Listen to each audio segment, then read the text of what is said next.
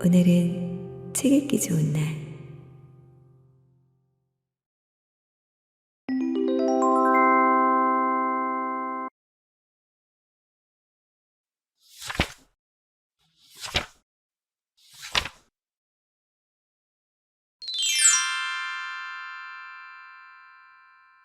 치유미술관. 지은이 김소울. 출판사 1, 2.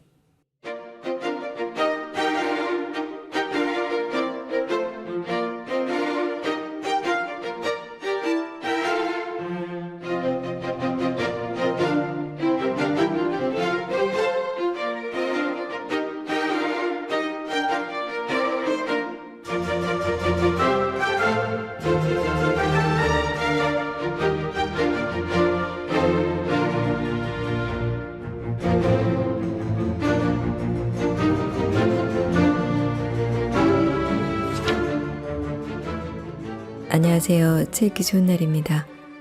오늘 보내드릴 작품은 고, 뭉크, 칼로, 모네, 클로델, 그들을 소환해 인터뷰한 치유미술관입니다. 치유미술관은 아픔이 난 명화 이야기입니다. 화가들이 한 인간으로서 감내해야 했던 아픔과 내면적 갈등, 또 마음의 병을 어떻게 명화로 승화시켰는지 보여줍니다. 그들이 고통을 이기고 명화를 그리는 과정을 다뤘습니다. 실제로 빈센트 반 고흐는 조현병, 알코올 중독, 신경쇠약에 시달렸습니다. 에드바르트 뭉크는 공황장애, 우울증, 불면증, 신경쇠약에 고통스러워했습니다. 프리다 칼로는 외상 후 스트레스 장애, 우울증에 맞서며 그림을 그렸습니다. 카미유 클로델은 조현병, 망상장애를 이기지 못하고 병사했습니다.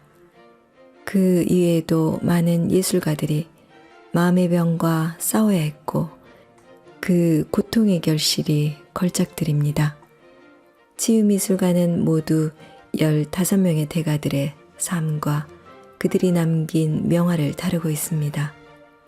치유미술관은 미국 미술치료학 박사인 저자 김소울이 자신을 대리하는 인물 닥터 소울을 내세워 그들을 인터뷰한 내용을 담았습니다. 닥터 소울은 시공을 초월해 가상의 공간에서 그들을 만나 고통을 함께하고 아픔을 보듬어줍니다. 또 화가들의 간절함이 어떻게 명화로 이어졌는지 보여줍니다. 본문이 속도감이 있는 일문일답 대화체 형식으로 이루어져 있어 흡입력이 높은 것도 치유미술관의 큰 특징입니다. 그럼 지금부터 책 속으로 들어가 보도록 하겠습니다. 오늘도 책 읽기 좋은 날과 함께 즐거운 시간 보내시고 구독, 좋아요도 잊지 마세요.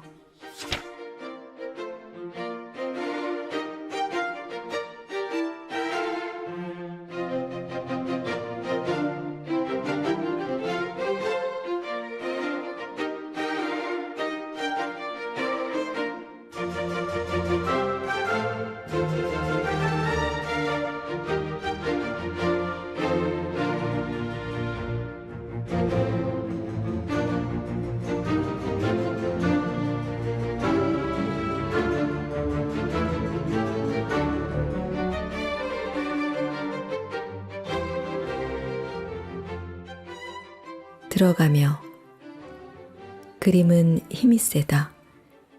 사람들을 감동해 몸을 떨게 할 수도 있고 눈물을 흘리게 할 수도 있다. 또 마음을 따뜻하게 해주고 아픔을 치유해주기도 한다. 그림을 바라보기만 해도 우리는 그런 경험을 할 수 있다. 그림의 힘을 상징하는 대표적인 표현이 스탕달 신드롬이다. 프랑스 소설가 스탕달은 1817년 이탈리아 피렌체에 있는 산타크로체 성당에서 기도 레니가 그린 베아트리체 첸치를 보고 무릎에 힘이 빠지면서 황홀경을 맛봤다. 그는 아름다움의 절정에 빠져 있다가 천상의 희열을 느끼는 경지에 도달했다. 모든 것이 살아 일어나듯 내 영혼의 말을 건넸다라고 일기에 썼다.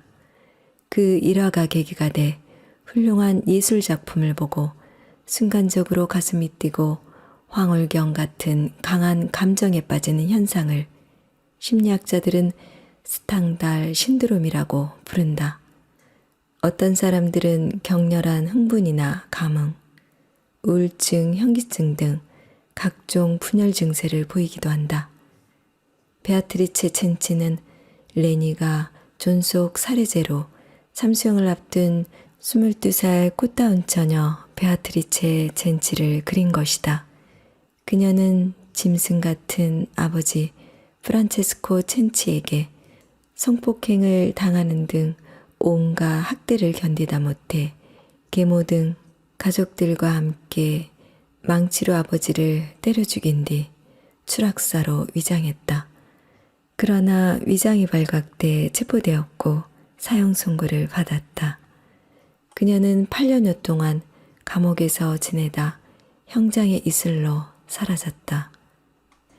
현재는 엘리자베타 시라니가 레니의 작품을 모사한 베아트리체 첸치가 더 유명하다. 베아트리체의 고뇌와 슬픔을 더 잘 표현했다는 평을 듣고 있다. 전문가들은 시라니의 감정이입이 한모한 것이라고 설명한다. 시라니의 아버지는 원래 하가지망생이었지만 뜻을 이루지 못했다. 그 때문에 딸에게 집착하며 스파르타식 그림 교육을 시키는 등 강압적으로 양육했다고 한다. 시라니는 17살 어린 나이에 화단에서 좋은 평가를 받은 전도 유명한 화가였다. 아버지는 그런 딸의 그림으로 생계를 유지했다. 술주정꾼 아버지는 딸에게 더 많은 그림을 그리라고 압박했고 이 때문에 시라니는 스트레스에 시달렸다. 그러던 중 베아트리체 첸치를 만나게 된 것이다.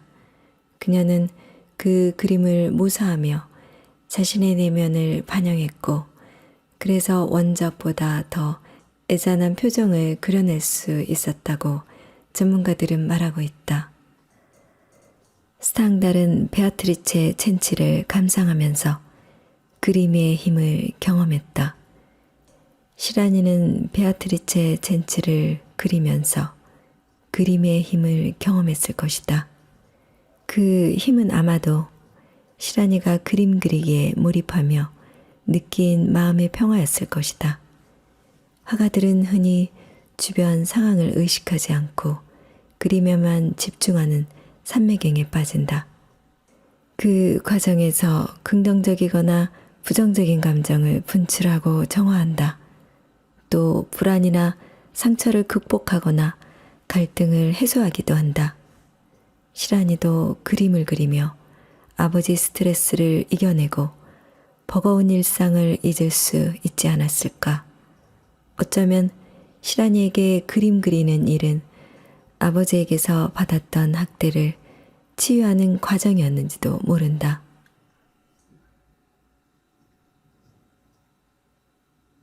에드바르트 뭉크 내담자 정보 이름 에드바르트 뭉크 생일 1863년 12월 12일 남성 국적 노르웨이 호소 증상 공황장애 우울증 불면증 신경쇠약 주요 사건 5살 때 어머니 사망 13살 때 누나 소피의 사망 32살 때 남동생 안드레아 사망 1893년 가을 코스염을 기른 30살의 남성이 서울 마음연구소를 찾아왔다.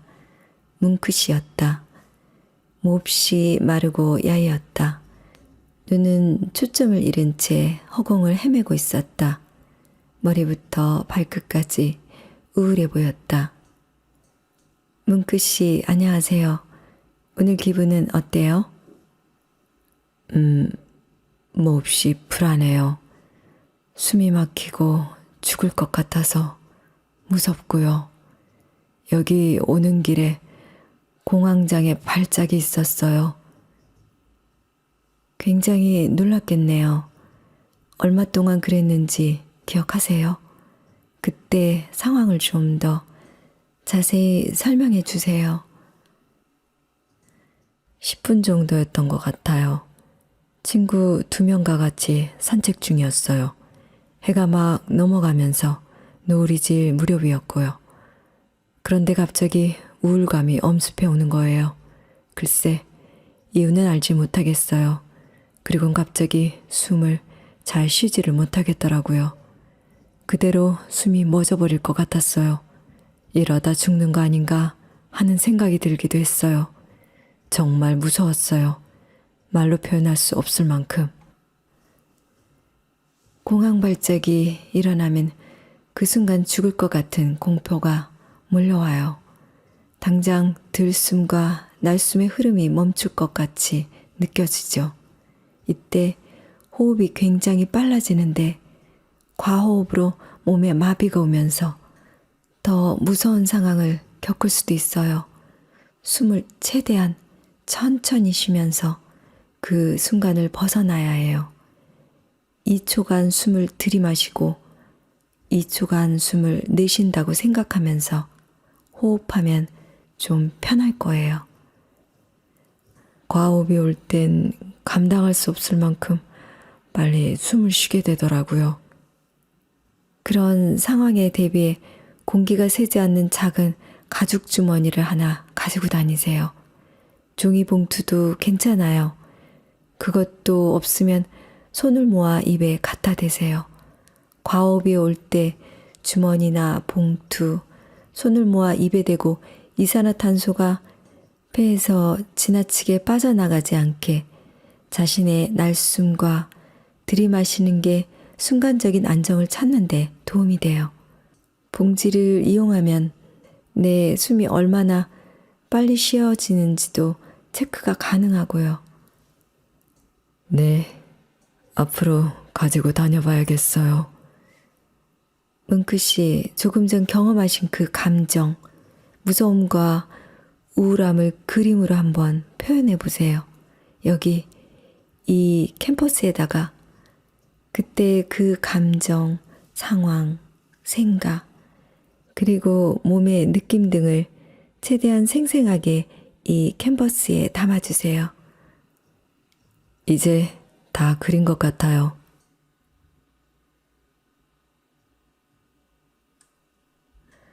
좋아요. 그림을 조금 멀리서 보시죠. 그림이 어떻게 보이나요? 다리가 갑자기 무너지고 피오르에 빨려 들어갈 것 같아요. 네, 피오르 바닷물이 마치 살아 꿈틀거리듯 표현되었네요. 그리고 붉은 하늘과 바닷물의 경계는 모호해 보이네요. 네, 하늘이 갑자기 빛처럼 붉은색으로 변하는 느낌이었어요. 온 세상이 구불구불 정신없이 섞이고 있었고 검푸른 피오르 바닷물이 모든 걸 집어삼킬 듯이 솟아오른다는 느낌이 들었어요. 이 순간 뭉크 씨는 어떤 느낌이었는지 기억이 나나요?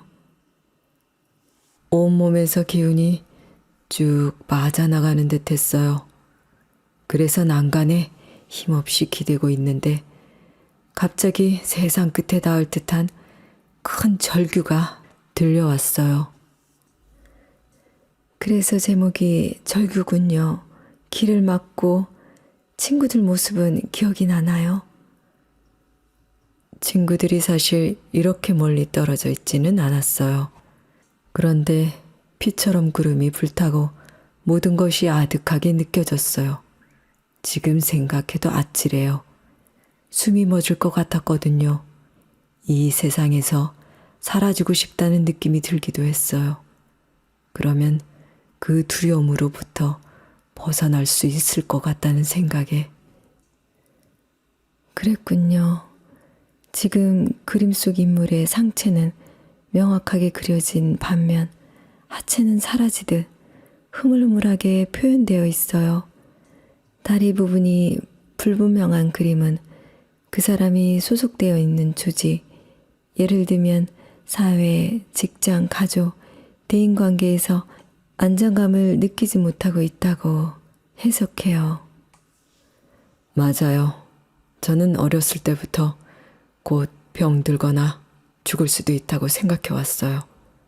솔직히 고백하면 어디에서도 안정감을 느끼지 못했어요. 캠퍼스에서 주인공이 차지하고 있는 크기와 위치는 어떻다고 생각하세요? 인물은 가운데 있고 꽤나 크게 그렸네요. 더 살고 싶다는 마음이 담긴 듯해요. 죽을 수 있는 기회가 있었지만 그러고 싶지는 않았어요. 결국 사라지고 싶다기보다는 그럴까봐 두려워하는 것 같아요. 이 그림에서 주인공은 가운데 크게 자리 잡고 있어요. 그런데 그 위치가 굉장히 아래쪽이죠. 인물을 이렇게 바닥 쪽에 내려서 그리면 우울한 상태임을 보여주는 거예요. 그런데 아까 산책할 때 공황장애 증상이 나타나 몹시 불안하고 두려웠는데 이렇게 그림으로 표현하고 나니 덜 무섭게 느껴지네요. 특정한 대상에 대한 두려움을 완화시키려면 두려움의 대상 이름 붙이기, 두려움 그리기 등을 해보는 것이 좋아요. 자신이 느끼는 두려움, 예를 들어 갑자기 엄습해오는 우울함 같은 경우 우울괴물 이런 식으로 이름을 붙여보는 거예요. 그리고 직접 그림으로 표현해보는 거죠. 막연하게 느꼈던 두려움이 시각적으로 표현되면 그 감정을 객관적으로 이해하고 바라볼 수 있게 돼요. 두려운 감정을 그림으로 그리고 나면 그 감정은 전보다 사그라들 거예요. 아, 그렇군요. 여기 오기 전까지 온몸에 땀이 계속 나고 긴장했었는데 그림을 그리고 나니 한결 편안해졌어요. 우울하고 불안한 감정이 지배당한다고 생각될 때 그림으로 그 감정을 표현해 보세요. 그리고 그 그림들을 차곡차곡 모아서 감정이 변해가는 과정을 체크해 보세요. 2년 뒤 여름, 뭉크 씨가 다시 찾아왔다. 남동생 안드레아가 숨졌다며 비통해했다. 안색이 좋지 않았다. 뭉크 씨는 그의 주변을 떠도는 죽음의 그림자에 지친 듯했다. 어머니, 여동생에 이어 남동생까지. 안드레아는 결혼한 지 몇 달 되지도 않았는데 안타깝네요. 뭐라고 위로해야 할지 모르겠네요. 네, 유일하게 결혼해서 잘 사나 싶었던 아이였는데. 잘 왔어요. 가족 중 누군가를 잃으면 남의 가족의 삶이 송두리째 흔들리기도 하거든요.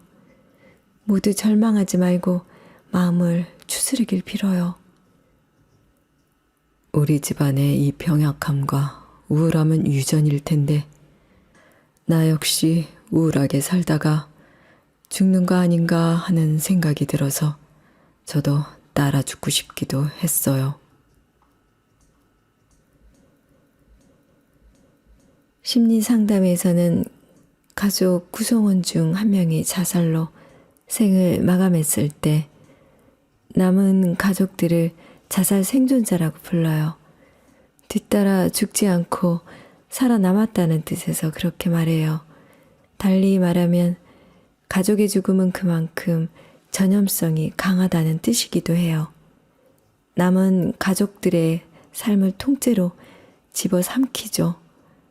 자, 그러면 예전에 뭉크 씨가 가족에 관해 그렸던 작품을 먼저 살펴보고 오늘 작업을 하시죠.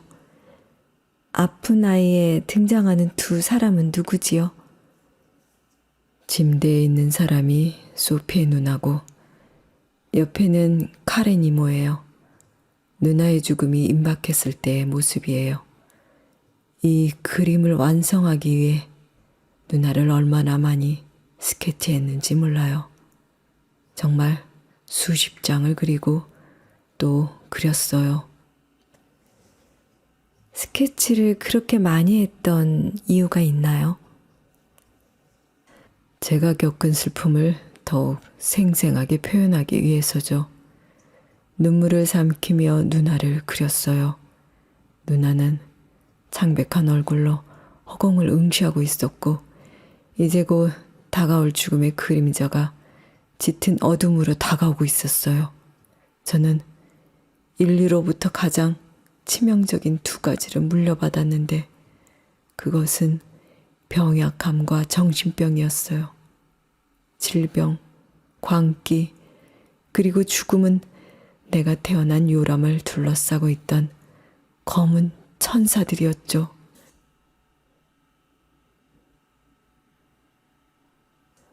죽은 어머니를 보면 어머니의 모습이 굉장히 희미하게 그려져 있어요.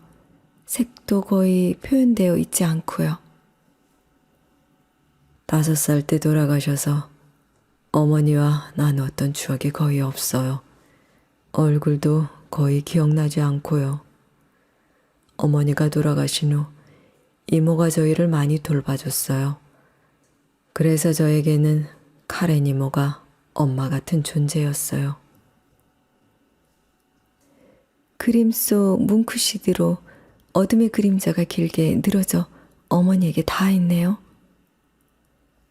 저를 억누르고 있는 우울함이 어머니의 죽음부터 시작되었다고 무의식적으로 느끼고 있나 봐요. 정말 오랫동안 힘든 시간을 견뎌냈군요. 그래서인지 가족 그림을 많이 그렸나 봐요. 오늘도 가족에 대해 그려도 될까요? 오늘따라 유난히 가족을 그리고 싶네요.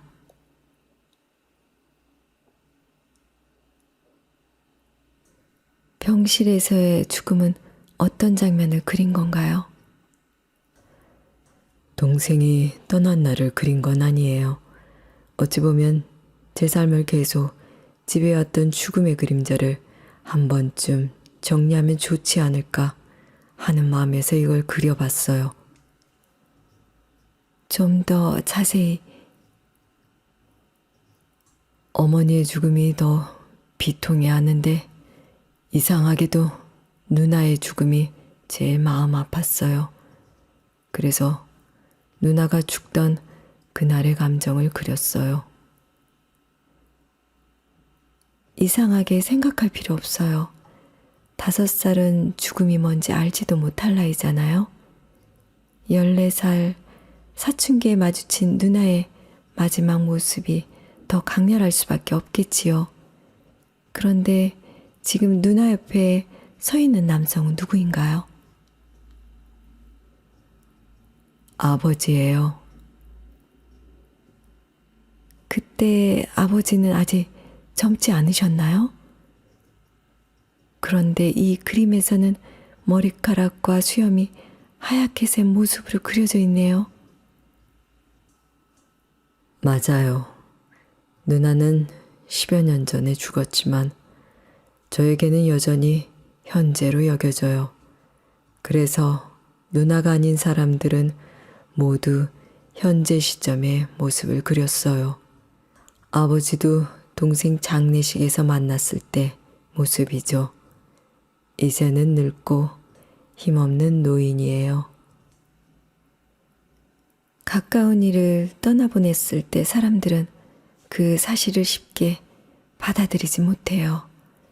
이별이 너무나도 막막하고 마주하기에 버거운 감정이기 때문이죠. 그래서 시간이 어느 정도 흐른 후에 다시 이별의 감정을 정리하기도 해요. 헤어진 연인들도 결별 당시에는 무감각하다가 일정 시간이 지나고 나서 갑자기 눈물을 쏟기도 하죠. 뒤늦게 가슴앓이를 하는 경우도 많아요. 사람들이 가까운 이의 죽음을 당하면 처음에는 그 사실을 부정하는 경우가 흔해요. 죽었을 리 없어 라고 말하면서 말이죠. 누나의 죽음을 접했을 때 처음에 그랬어요. 믿을 수가 없더라고요. 그 다음에는 되게 분노 감정이 올라와요. 그 대상은 자기 자신이 되기도 하고 의사, 주변 사람, 세상, 신까지 광범위해요. 그 다음에 죄책감을 느끼고 후회하죠. 살아있을 때 더 잘해줄 걸. 내가 이렇게 했으면 어땠을까. 그런 생각을 해요. 그리고 건강한 애도가 이루어지고 나서야 수용하는 단계에 이르죠. 어머니와 누나를 떠나보내고 동생에게는 형으로서의 역할은 해주었던 것 같아요. 누나를 보낼 때는 제가 어려서 아무것도 해줄 수가 없었죠. 그래서 괴로웠어요. 오늘 이 그림을 그리면서도 화가 났어요. 왜 나에게만 계속 이런 일이 일어나는 걸까? 아버지는 마음의 고통에 힘들어하다 종교에 빠져 광신도가 되었어요.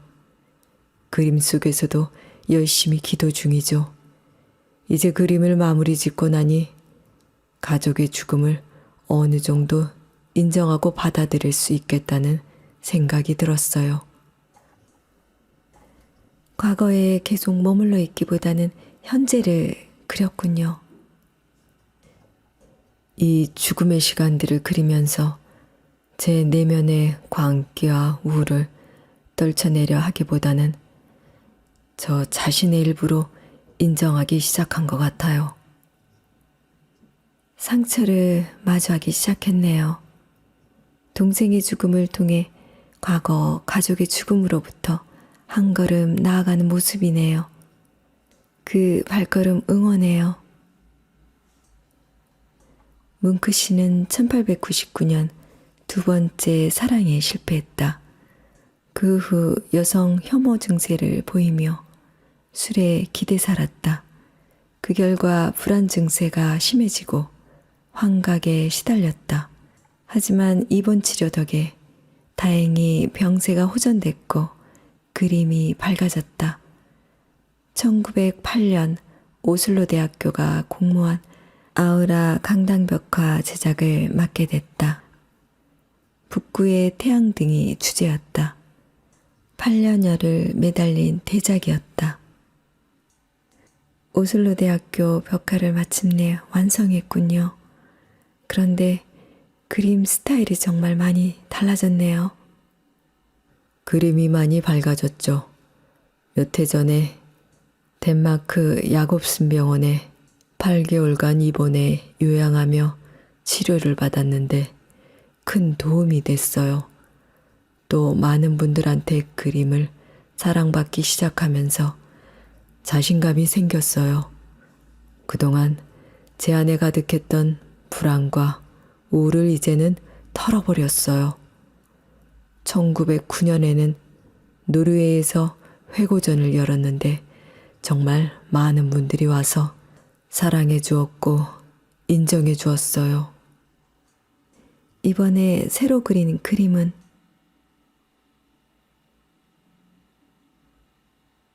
제목이 태양이에요. 태양이 바다에서 떠오르는 모습을 담았어요. 수평선 위로 강렬하고 눈부신 태양이 떠오르고 있고 아무런 소리도 들리지 않죠. 단지 태양이 떠오르고 있을 뿐이에요. 태양빛이 노랑, 빨강, 파랑, 녹색, 모든 색을 다 담고 있네요. 이 빛들이 그림 구석구석으로 빠짐없이 뻗어나가고 있는 것 같아요. 여기는 제 고향 노르웨이의 바닷가예요. 바위 뒤 그 누구의 손길도 닿지 않아 차갑고 축축한 그곳까지 태양의 따뜻한 온기가 전해졌으면 좋겠어요. 또 지금 힘들어하는 모든 이들이 태양의 기운을 받고 치유되기를 기원해요. 아픔을 극복하려면 상처를 직시할 필요가 있는데 사실 그게 제일 어려워요. 그런데 뭉크 씨의 그림은 더 잘 보이려고 꾸미지 않고 있는 그대로 표현하는 듯해요. 그림은 제 인생에 있어서 상처의 기록이자 회복의 기록이었다는 생각이 들어요. 그래서인지 그림을 그릴 때마다 아픔을 토해냈고 그래서 지금 더 단단해진 게 아닌가 하는 생각이 들어요. 뭉크 씨가 그렸던 아픈 그림들이 공감받는 까닭이 무엇인지 이제 알 것 같아요. 태양은 그 아픔을 치유하려는 사람들에게 희망이 돼주었으면 좋겠어요. 뭉크 씨는 여전히 가족을 그리워했다. 1922년 쓴 한 편지에 그런 뭉크 씨의 마음이 고스란히 담겼다.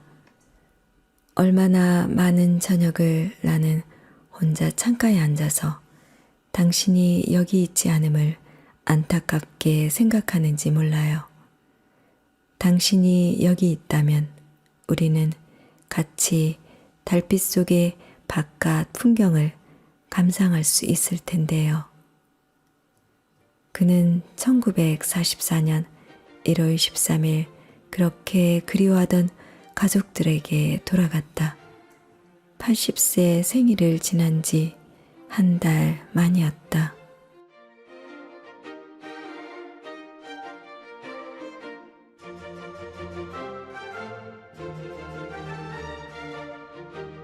읽기 좋은 날 오늘은 여기까지입니다. 끝까지 함께 해주셔서 감사합니다.